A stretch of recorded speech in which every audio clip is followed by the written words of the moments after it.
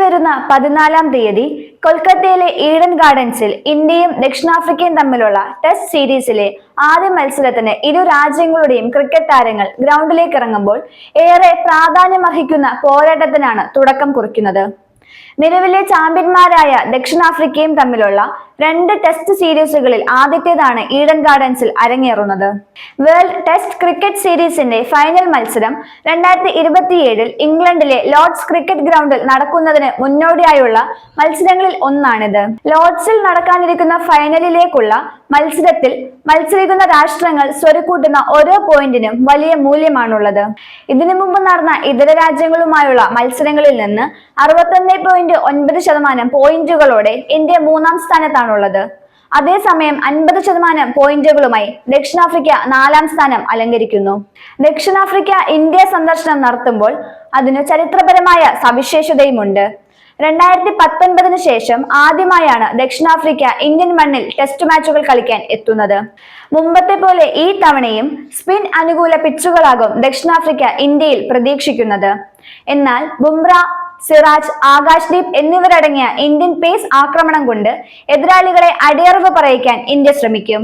ചരിത്രം പരിശോധിച്ചാൽ ഏറെ രസകരമായ കണക്കുകൾ വെളിവാകും. 1992 മുതൽ ഇന്ത്യയും ദക്ഷിണാഫ്രിക്കയും തമ്മിൽ ആകെ 44 ടെസ്റ്റുകൾ കളിച്ചിട്ടുണ്ട്. ഇവയിൽ ദക്ഷിണാഫ്രിക്ക 18 തവണ വിജയം നേടിയപ്പോൾ ഇന്ത്യക്ക് 16 വിജയങ്ങളാണ് ഉള്ളത്. 10 മത്സരങ്ങൾ സമനിലയിലും അവസാനിച്ചിട്ടുണ്ട്. എന്നാൽ ഇന്ത്യൻ മണ്ണിൽ മാച്ചുകൾ നടന്നപ്പോൾ ഇന്ത്യ 11 മത്സരങ്ങളിൽ വിജയം നേടിയിട്ടുണ്ട്. ദക്ഷിണാഫ്രിക്ക ആകട്ടെ 5 തവണ വിജയിക്കുകയും ചെയ്തു. 5 മാച്ചുകൾ സമനിലയിൽ അവസാനിച്ചു. 2010 ശേഷമാകട്ടെ ദക്ഷിണാഫ്രിക്കയ്ക്ക് ഇന്ത്യയിൽ വെറും 1 ടെസ്റ്റ് ജയം മാത്രമാണ് നേടാൻ കഴിഞ്ഞിട്ടുള്ളത്. 2010 മുതൽ 2019 വരെ കളിച്ച 9 ടെസ്റ്റുകളിൽ 7 തോൽവി, 1 സമനില എന്നിങ്ങനെയാണ് ദക്ഷിണാഫ്രിക്കൻ പ്രകടനത്തിന്റെ കണക്ക്. ചരിത്രത്തെ കൂട്ടുപിടിച്ച് മുന്നേറിയാൽ ലോക ടെസ്റ്റ് ചാമ്പ്യൻഷിപ്പിൽ ഇന്ത്യക്ക് മുന്നേറാനുള്ള നിർണായക ഘട്ടമാണിത്. ഇന്ത്യയുടെ സ്പിന്നർമാർ അനുകൂല സാഹചര്യം മുതലെടുക്കുകയും അവർക്കൊപ്പം ബുംറ, സിറാജ്, ആകാശ്ദീപ് പേസ് കൂട്ടുകെട്ട് തകർപ്പൻ പ്രകടനം കാഴ്ചവെച്ചാൽ ലോർഡ്സിലേക്കുള്ള ഇന്ത്യയുടെ യാത്ര കൂടുതൽ സുഗമമാകും.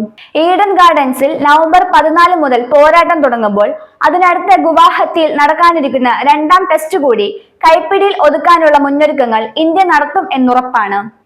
എങ്കിലും ദക്ഷിണാഫ്രിക്കയെ പെട്ടെന്നങ്ങനെ തോൽപ്പിക്കാൻ കഴിയുമെന്ന അമിത ആത്മവിശ്വാസവും ഇന്ത്യ തൽക്കാലം മാറ്റിവെച്ചേക്കാം.